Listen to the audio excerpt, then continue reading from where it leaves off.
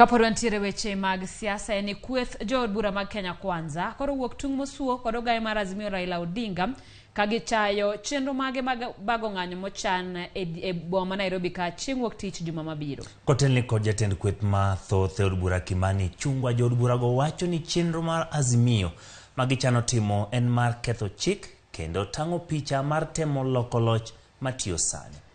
Walter Nyambaga ne ni od bura kendo miyo wa ripodni.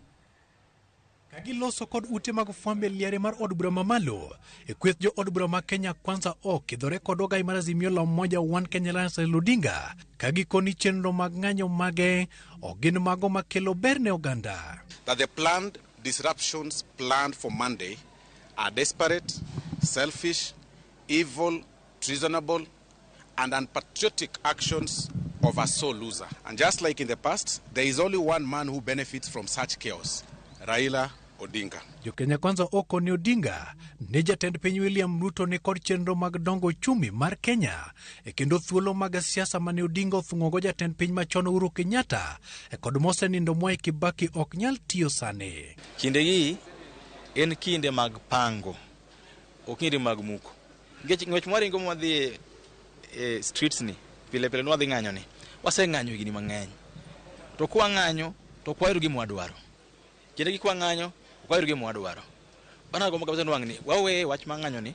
Mr. Odinga is now pointing fingers at this regime and the Kenya Kwanza administration for the high cost of living. But we want to call his bluff.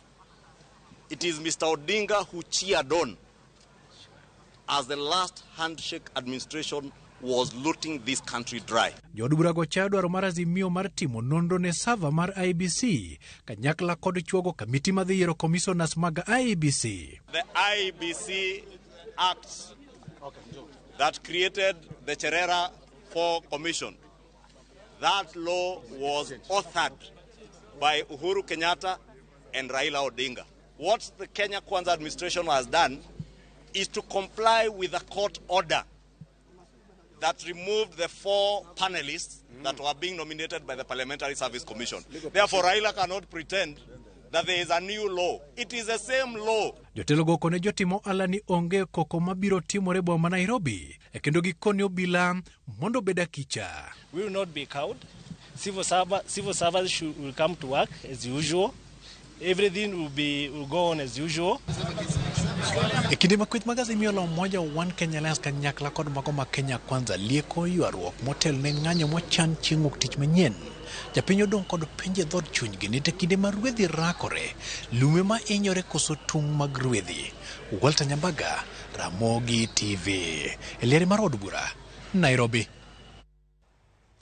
Od bura mar Senate gikone opwodho lokruoge mag telo manyocho